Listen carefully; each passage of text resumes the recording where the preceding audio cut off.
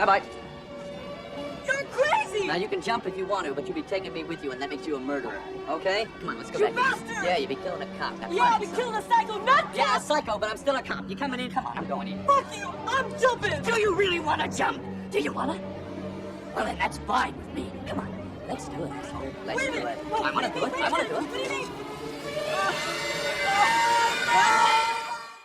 Hey guys, it's Will. Guess what? It's another Blu-ray pickups video. My birthday was about a month ago. One of the things I got for my birthday was a very generous check, and I spent a little tiny bit of it on a present to myself.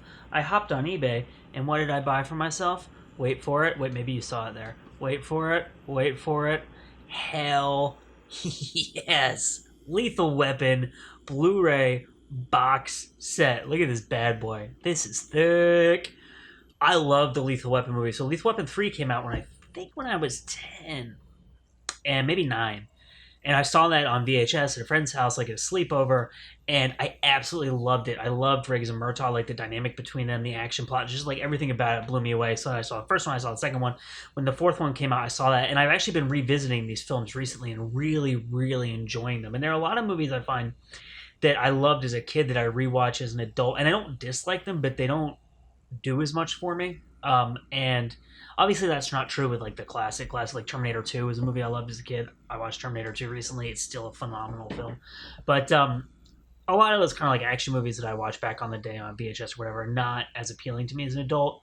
These movies I think are even like, because I can understand what they're doing, like Shane Black is an incredible writer, Richard Donner is a great director, phenomenal performances in all of these movies. This might be like my favorite action series. And I know that's like, you know, the bold claim to make, because like I said, I love Terminator 2, I love Terminator 1, but all the other Terminator movies kind of suck. Like Terminator Salvation has like some pretty badass action scenes in it. It's not a great movie, right? So I like, in terms of like the whole, like, and you know, people always say, well, Die Hard, yeah, Die Hard 5 is a horrible movie, and I would say that Lethal Weapon 2 is better than Die Hard 2, and I would say I actually prefer the first Lethal Weapon to Die Hard. Although which is no disrespect to Die Hard, it's a great film, but I prefer Lethal Weapon. I would say that Lethal Weapon 4 is probably, yeah, I like it more than Die Hard 4. Die Hard 4 is really fun, but it's also totally preposterous, like when he's jumping on the jet and like running across the airplane. You're like this is like a guy who is like getting his feet cut up because he took his shoes off and on like broken glass in the first movie, and now he's running across an airplane that's flying, by the way. If you haven't seen that movie, there's a scene where he's getting shot at by like a fighter jet on you know, those like spiral loops on like an on-ramp for a highway, and he jumps from the highway onto the airplane as it's like this like flying jet fighter.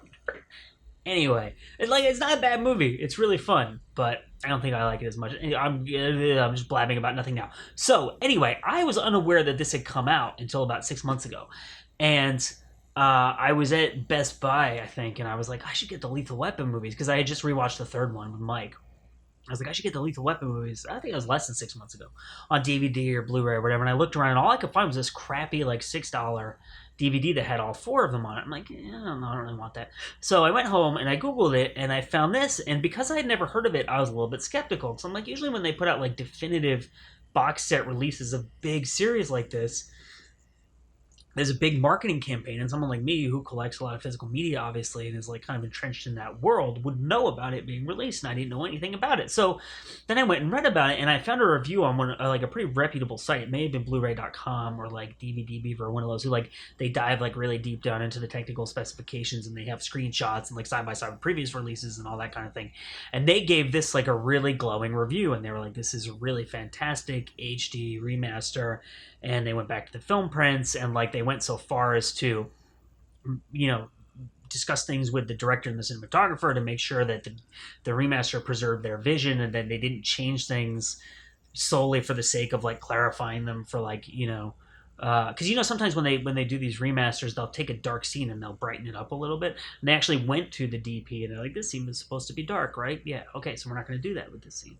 And it was a very in-depth review that I read, but I was like, hey, that sounds really cool, so I want to check that out. And so the American release of this is pretty expensive on eBay. It's like $50 or $60, upwards of like $100. And I was like, I don't know about that.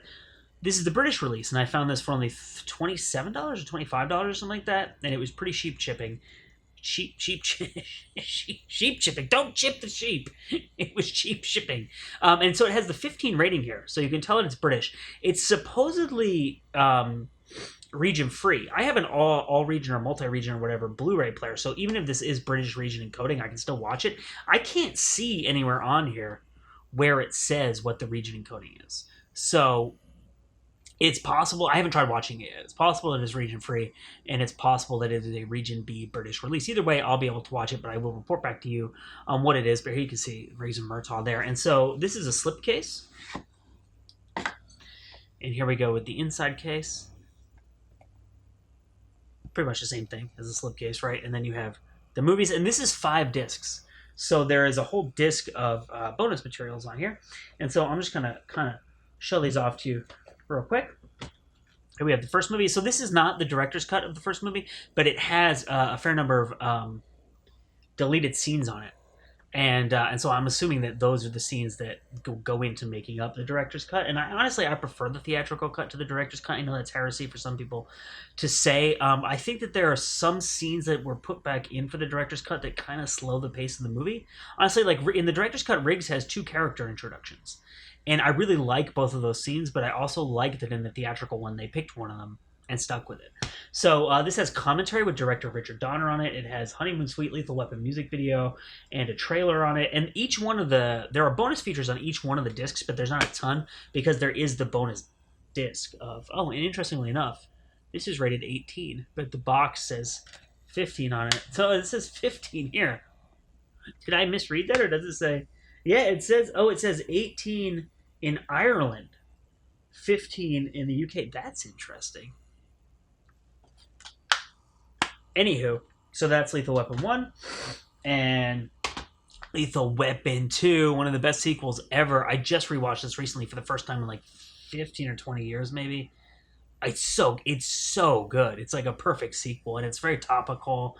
It's dark, but it's not too bleak. It's just a great movie. And so this has commentary of Richard Donner, stunts and action featurette, deleted scenes, and the theatrical trailer. And there you go. It's just like the blue kind of disc in there. Lethal Weapon 3. The one that made me fall in love with the series. Joe Pesci right there. This has commentary of Richard Donner, deleted scenes, the Sting and Eric Clapton video, teaser trailer, and theatrical trailer. So I have not decided whether I should review these films individually, because I'm not sure about this, but I think you might actually be able to buy these discs independently of the box set. And so if you want me to review each movie, if you're interested in just picking up 1 or 2 of them, or if you want me to review the box set as a whole because you're thinking about getting that, just leave a comment and let me know, because I haven't decided what I want to do. Honestly, like I'm inclined to do them individually, but then I don't want people to get burnt out and be like, no, I'm not going to watch 5 or 4 Lethal Weapon videos. I'd rather just see like the one. So let me know. I'm also thinking of actually doing a video on why I think Lethal Weapon is like the perfect action series, and just kind of go through each movie and how I think they like built it perfectly from installment to installment, the way that they developed the characters in the world and stuff like that. So there's Lethal Weapon 4, and then you have the bonus disc. So Lethal Weapon 4 has on it commentary of Richard Donner, J. Mills Goodlow, and Jeff Johns, who are, I don't actually know who those guys are. And then Pure Lethal, new angles, new scenes, and explosive outtakes. I'm assuming those are those producers of the film or something like that. But anyway, so there you go. There's your commentary. And then the bonus disc has on it something called Psycho Pension, the genesis of Lethal Weapon 4, something called A Family Affair, bringing Lethal Weapon to life, pulling the trigger, examining the world of Lethal Weapon, and Maximum Impact, the legacy of Lethal Weapon. So there you go. That is the 5-disc 4-movie Lethal Weapon Blu-ray box set. This is the British release, like I said. I'm almost positive it's identical to the US release. So I'll put a link in the description of this video to that review that I found that I was talking about. And also,